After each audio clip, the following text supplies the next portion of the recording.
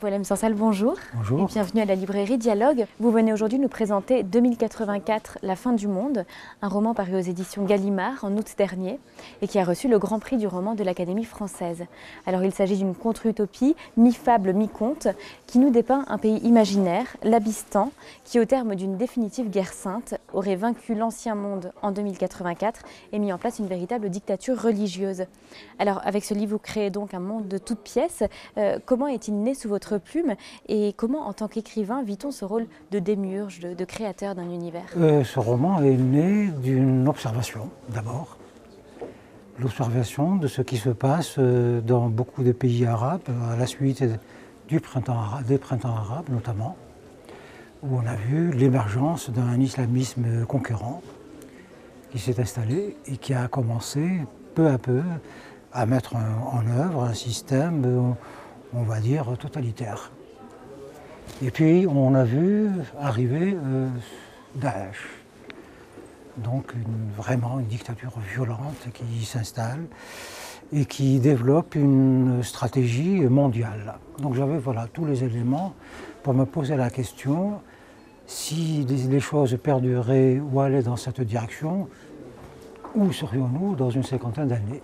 Et ça donne l'Abystan. Alors dès les premières pages de 2084, on plonge dans un système totalitaire. Et puis il y a un élément du pouvoir qui est très important, qui est le langage, une langue qui a pour nom Abilang et qui façonne les esprits et la pensée. Alors comment peut-on expliquer un tel pouvoir de la langue et était-ce particulièrement intéressant à explorer en tant qu'écrivain? La question qui se pose à tout pouvoir d'une manière générale, et notamment les pouvoirs totalitaires, c'est comment contrôler la population.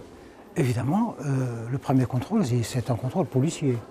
Il faut une coercition, surveiller les gens et savoir ce qu'ils font et éliminer évidemment tous ceux qui les opposants. Il faut aussi mettre en scène la violence. La violence, elle doit être présente constamment pour terroriser les gens. Il faut également effacer l'histoire, parce qu'il faut que les citoyens ne puissent se rattacher à rien du passé, ni même appréhender l'avenir. Il faut qu'ils vivent dans un éternel présent. Quand on a fait tout ça, on a contrôlé l'individu en tant que tel. Il faut pouvoir maintenant ensuite rentrer dans sa tête.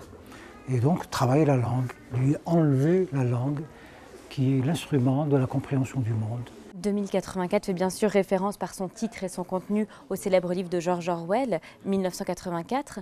Dans ce livre, George Orwell dépeint également un monde totalitaire, mais un monde matérialiste et laïque, alors que vous, c'est une dictature religieuse que vous imaginez. Quelle différence est-ce que cela implique? Je m'étais posé la question, parce que George Orwell, effectivement, est parti d'une réalité, celle qui existait en son temps. Je me suis posé la question, est-ce que le raisonnement développé par George Orwell est toujours valable dans un système laïque? Est-ce qu'il est valable dans un système religieux? Oui et non. Je suis arrivé à la conclusion que oui, le système d'Orwell est valable, mais il faut le compléter. Dans un système religieux où toute la capacité d'aimer des individus est absorbée par l'amour de Dieu, ça devenait, pas impossible, mais ça devenait artificiel. C'est pour ça que j'ai mis mon héros, mon petit héros, dans une situation où il subit un certain nombre de stress. Il est dans un asile, il se passe des choses dans cet asile du bout du monde. Il entend parler de choses bizarres, d'attaques contre des caravanes, il entend parler d'une frontière.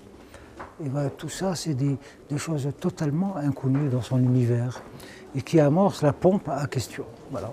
C'est comme ça que Hattie entre dans un questionnement, un cheminement qui, de la simple question, mène au doute et du doute à la révolte.